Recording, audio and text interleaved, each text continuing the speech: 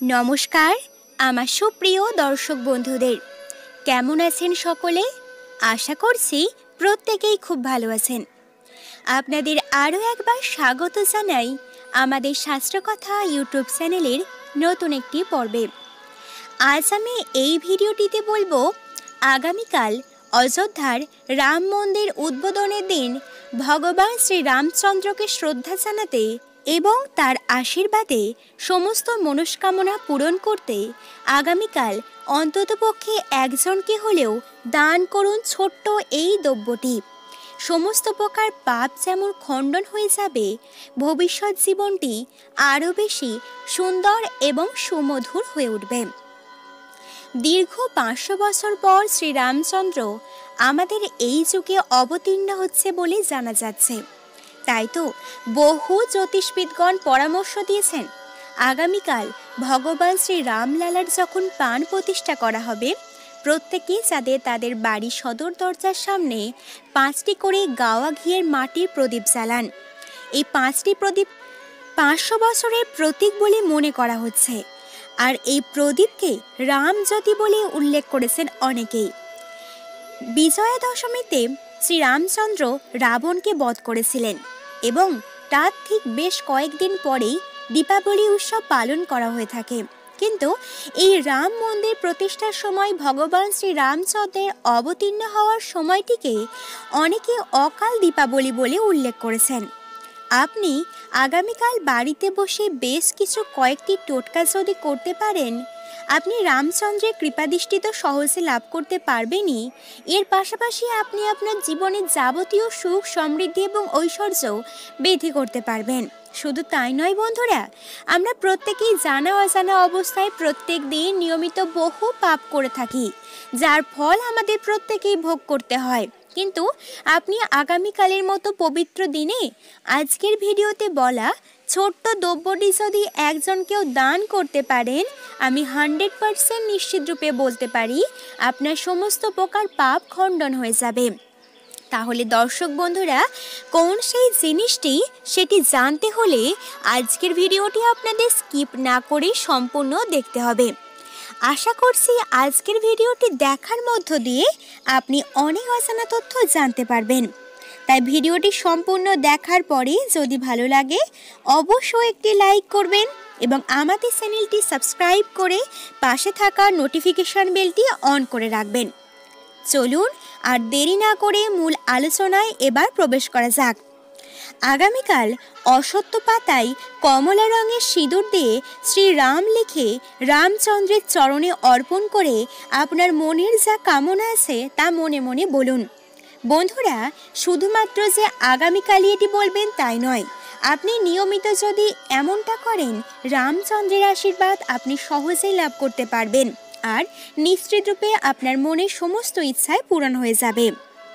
আগামীকাল সামান্য দই নিয়ে তার মধ্যে কলাইয়ের ডাল এবং সিঁদুর মাখিয়ে বট অথবা অশ্বত্থ গাছের তলায় সন্ধ্যাবেলায় রেখে দিয়ে আসুন। তবে অবশ্যই এটি গোপনে করতে হবে, বাইরের কোনো ব্যক্তি যাতে ভুল করেও লক্ষ্য না করে সেদিকটা লক্ষ্য রাখতে হবে।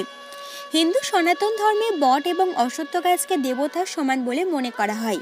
আগামীকাল বট এবং অশ্বত্থ তলায় আপনি সন্ধ্যাবেলায় এই ক্রিয়াটি যদি করতে পারেন, আপনার সমস্ত কাজে সফলতা আসবে এবং দীর্ঘদিনের আটকে থাকা কাজ সুসম্পন্ন হয়ে যাবে। আগামীকাল 9টি কড়ি একত্রে একটা কালো সুতোতে নিয়ে বেঁধে সেটিকে কাপড়ে মুড়ে আপনি রেখে দিন আপনার বাড়ির অর্থ রাখার স্থানে, অর্থাৎ লকার, ক্যাশ বাক্স অথবা মানি ব্যাগের মধ্যে। সুপ্রিয় বন্ধুরা, শুনলে হয়তো অবাক হয়ে যাবেন, ওই জিনিসটি যদি আপনার বাড়ির অর্থ রাখার স্থানে থাকে, আপনার সংসারের আয় উন্নতিকে বহুগুণ বাড়িয়ে তুলবে এবং ব্যয় সম্পূর্ণভাবেই কিন্তু কমিয়ে দেবে। তাই অবশ্যই বিশ্বাসে মেলাই বস্তু তর্কে বহুদূর। তর্কে যাব না, যদি আপনার বিশ্বাস হয় আগামীকাল করে দেখতে পারেন, হাতে নাতে ফল পাবেনই পাবেন। আগামীকাল অবশ্যই যদি আপনার পক্ষে সম্ভব হয়, একটি সাদা গরুর মাথায় অর্থাৎ তার শিঙে কমলা রঙের সিঁদুর লাগিয়ে দিন। এমনটা করলে রামচন্দ্রের পাশাপাশি শ্রী হনুমানও কিন্তু প্রসন্ন হবেন। আগামীকাল রাম এবং সীতার যুগল মূর্তিতে কমলা সিঁদুরের মাধ্যমে লাল ওড়না অর্পণ করুন। এটি করলে দাম্পত্য জীবনে সুখ সমৃদ্ধি বৃদ্ধি পায় বলে বিশ্বাস করা হয়। আগামীকাল খুব সকালে ঘুম থেকে উঠে স্নান করে নিজেকে আপনি অবশ্যই শুদ্ধ করে নেবেন। যদি আপনার পক্ষে সম্ভব হয় কাল গঙ্গা স্নান করার চেষ্টা করুন। কাল দিনটি বিশেষ একটা পবিত্রতম দিন। আগামীকাল গঙ্গা স্নান করলেও বিশেষ সুফল লাভ করা যায় বলে জানা যাচ্ছে। কিন্তু একান্তই কারোর পক্ষে যদি গঙ্গা স্নান করা সম্ভব না হয়, স্নান করার পর গায়ে কয়েক ফোঁটা গঙ্গার জল ছিটিয়ে নিন। নিজেকে শুদ্ধ করে অবশ্যই আপনি সূর্যদেবকে অর্ঘ্য প্রদান করুন। কাল অবশ্যই প্রত্যেককে সূর্যদেবকে অর্ঘ্য প্রদান করবেন এবং বাড়িতে রামচন্দ্রের পূজা করবেন। আপনি আপনার সাধ্য মতন ফল ফুল দিয়ে আপনি রামচন্দ্রের পূজা করুন। আর অবশ্যই সেই সময় আপনি মাটির ঘিয়ের প্রদীপ কিন্তু জ্বালাতে ভুলবেন না।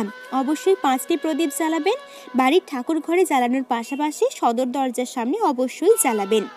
প্রদীপের আলোয় আপনার জীবনের সমস্ত দুঃখ কষ্ট দূরীভূত হয়ে যাবে। আপনার ভবিষ্যৎ জীবনটি আরও বেশি উজ্জ্বল হয়ে উঠবে। রামচন্দ্রের পূজা করা হয়ে গেলে আপনি অবশ্যই হনুমান চল্লিশা পাঠ করবেন। শুধু হনুমান চল্লিশা নয়, আগামীকাল আপনি বাড়িতে বসে রামায়ণ পাঠ করতে পারেন। এই কথাগুলি অর্থাৎ আপনি যদি হনুমান চল্লিশা বা রামায়ণ যদি কাল পাঠ করেন, আপনার বাস্তু দোষ দূরীভূত হয়ে যাবে। আপনার সংসারে সমস্ত প্রকার সুখ শান্তি আবার ফিরে আসবে। এরপর হনুমান চল্লিশা পাঠ করা হয়ে গেলে আপনি একটি হনুমান চল্লিশা কোনো গরিব দুঃখী ব্যক্তিকে অথবা কোনো ব্রাহ্মণকে অথবা আদার্স কোনো ব্যক্তিকে দান করুন। হনুমান চল্লিশা যে ব্যক্তি দান করে তার জীবনের সমস্ত দুঃখ কষ্ট দূরীভূত হয়ে যায় বলে জানা যাচ্ছে। তাই কাল আপনি অবশ্যই একজনকে হলেও হনুমান চল্লিশা দান করার চেষ্টা করুন। রামচন্দ্রের পূজা করা হয়ে গেলে আপনি পাঠ করবেন ছোট্ট একটি মন্ত্র। আর এই মন্ত্রটি হলো শ্রীরামচন্দ্র কৃপালু ভজমন, শ্রীরামচন্দ্র কৃপালু ভজমন, শ্রীরামচন্দ্র কৃপালু ভজমন। এই মন্ত্র পাঠেও সমস্ত জীবনের দুঃখ কষ্ট দূরীভূত হয়ে যায়। এছাড়াও আগামীকাল আপনি রাম রক্ষা স্তোত্র পাঠ করতে পারেন। ধর্মীয় বিশ্বাস অনুযায়ী জানা যায় রাম নামে প্রচুর শক্তি লুকিয়ে রয়েছে।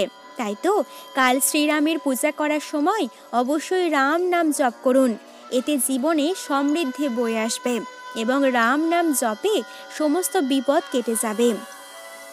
তো দর্শক বন্ধুরা, এই ছিল আজকের ভিডিওর আলোচনা। আজকের ভিডিওটি আপনাদের কেমন লাগলো অবশ্যই আমাকে কমেন্ট করে লিখে জানান।